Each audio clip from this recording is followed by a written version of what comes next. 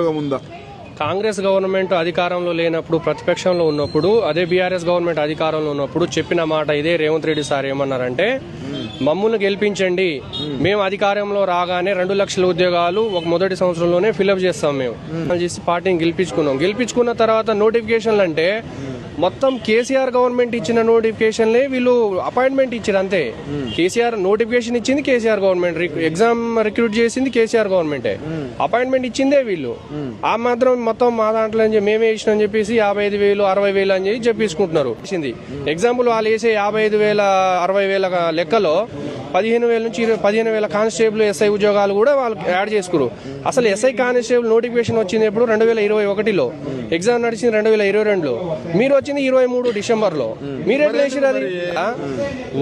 వాళ్ళ సీట్లు భర్తీ చేయడం కోసం ఎంత మోసం చేయడానికైనా సిద్ధంగా అవుతున్నారు వాళ్ళు. మంత్రులే ఎమ్మెల్యేలే కలవట్లేరు ఇక్కడ, సీఎం సార్ కలవడం కాదు. ఒక ఎమ్మెల్యేని కలిసి పోయి మా బాధలు చెప్పుకుందాం అంటే ఎమ్మెల్యేలు కలిసే పరిస్థితి లేదు, మంత్రులు కలిసే పరిస్థితి లేదు. ఏ మంత్రి గాని, ముఖ్యమంత్రి గాని, ఎమ్మెల్యేలు గాని, ఏ ప్రజాప్రతినిధి అయినా తెలంగాణ గవర్నమెంట్ లో వచ్చిన మొదటి సంవత్సరం 2 లక్షలు ఫిల్అప్ చేస్తామన్నారు కదా, ఆ పర్పస్ లో ఒక్కరు కూడా మాట్లాడట్లేదు. అంత బోగస్ మాటలు. 60,000 ఇంకో 4 రోజులు అయితే మేము అట్లనే కూర్చుంటే, ఏం మాట్లాడకుండా కూర్చుంటే 1,60,000 చెప్తారు, ఇంకో 4 రోజులు అయితే 2 లక్షలు చెప్పేస్తారు. అయిపోయింది, మేము ఇచ్చేసినాం అంటారు. నోటి మాటలు మీడియా ముందు అయిపోయింది. ఇక ఇచ్చుడు లేదు, సచ్చుడు లేదు, ఈ చెప్పుడు మాత్రం ముఖ్యం. అరే ఇది ఏం ప్రభుత్వం రా భయ్, ఎంతమందిని మోసం చేస్తారు? ఒంటరి మహిళలకు 2,500 అంటారు, ఆడపిల్లల పెళ్లి చేస్తే తులం బంగారం అంటారు, స్కూటీలు అంటారు, విద్యార్థులను మోసం చేస్తారు, నిరుద్యోగులను ఉద్యోగాలు వేయలేదు, వచ్చిన సంవత్సరంలో 2 లక్షలు అంటారు, రైతులకు రైతు బంధు వేయకపోతారు, రుణమాఫీ చేయకపోతారు, రైతు బీమా ఎగ్గొడతారు, కార్మికులకేమో సంక్షేమ బోర్డు ఎగ్గొడతారు. ఎంతమందికి ఎగ్గొడతారన్న ఆయన? అసలు ఏం ప్రభుత్వం నడుపుతారు? ఎందుకు నడుపుతారు? ప్రభుత్వంలో ఎవరైనా సంతోషంగా ఉన్నారా?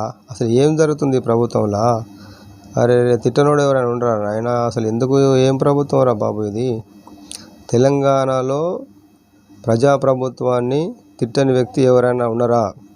ఉంటే ఒక్కసారి మీరు సర్వే చేసుకోండి. భవిష్యత్తులో పల్లెల నుండి పట్టణాల దాకా ఎమ్మెల్యేలను తరిమికొట్టే రోజు వస్తుంది.